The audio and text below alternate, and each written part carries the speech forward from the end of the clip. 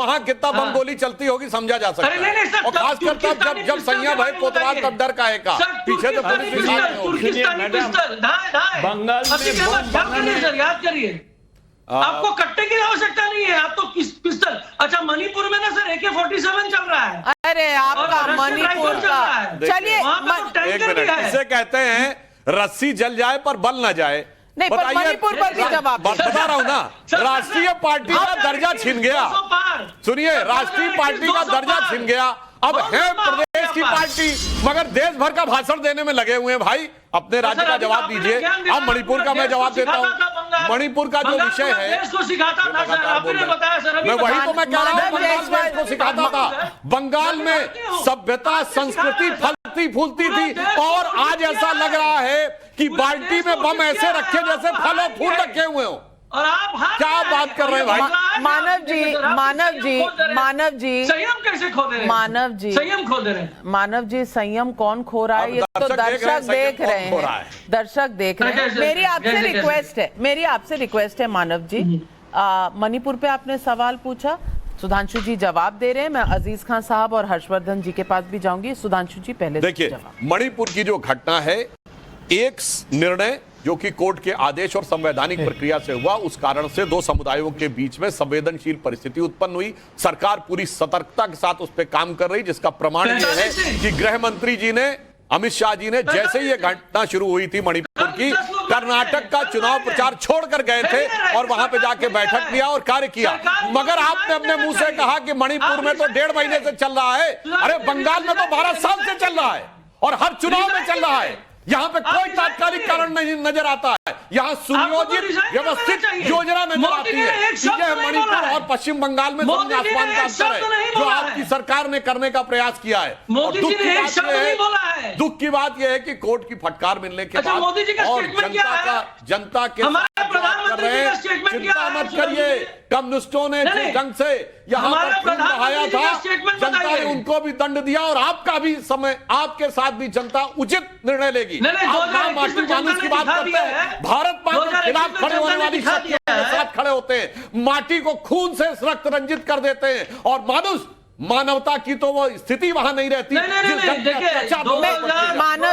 मानव जी आज तो आपसे बहुत डर लगने लग गया है, आप बहुत उत्तेजित हैं मानव जी। नहीं, मुझे तकलीफ है मैडम, हमारे कुछ लोग हैं मणिपुर में जो मारे गए हैं, मुझे तकलीफ है। सर मुझे भी तकलीफ है, मैं बंगाल में पैदा हुई हूँ, कोलकाता में मेरा जन्म हुआ है, मुझे भी तकलीफ है। ये जो तस्वीरें आ रही है ना, मुझे इससे भी तकलीफ है, मणिपुर से भी तकलीफ है। मैं मणिपुर का सवाल सुधांशु जी से पूछ रही हूँ, लेकिन बंगाल का जवाब आप दे नहीं रहे हैं। अजीज खान साहब, मैं आपसे पूछना चाहती हूँ, पूरी आप विपक्षी एकता जरूर करिए, फेविकॉल के डब्बे ट्रक सब मंगवा लीजिए, लेकिन आज जो बंगाल में चल रहा है, इसमें आप देख रहे हैं कि संविधान और देश का लोकतंत्र किस तरह से बलि चढ़ रहा है, लेकिन चूं नहीं निकल रही है। कांग्रेस पार्टी वहां कोर्ट में है, बीजेपी वहां कोर्ट में है, और कोर्ट का फैसला आया है कि सेंट्रल फोर्सेस को वहां भेज दिया जाए, लेकिन उस पर भी जो स्टेट है उसको भी रिव्यू पिटीशन डाल रही है। अब मैं पूछना चाहती हूं, एक भी जवाब आपको मानव जायसवाल जी से मिला कि बंगाल में जो हो रहा है क्यों हो रहा है और सरकार की क्या जवाबदेही है? एक भी जवाब मिला? जी देखिए नाविका जी, हिंसा कहीं पर भी हो, इसमें नो डाउट कि ऐसे मौके पर जहां चुनाव एक लोकतांत्रिक प्रक्रिया है जो पर्व के रूप में मनाया जाता है, अगर उसमें कहीं पर भी हिंसा होता है तो मुझे लग रहा निंदनीय है। इसमें बिल्कुल इसकी पूरी तरह से समाजवादी पार्टी इसकी निंदा करती है कड़े शब्दों में। लेकिन बहुत अहम सवाल है, वो क्या है? वो शेर की सियासत को लहू पीने की लत है, बाकी मुल्क में सब खैरियत है। काटा किसने बोया?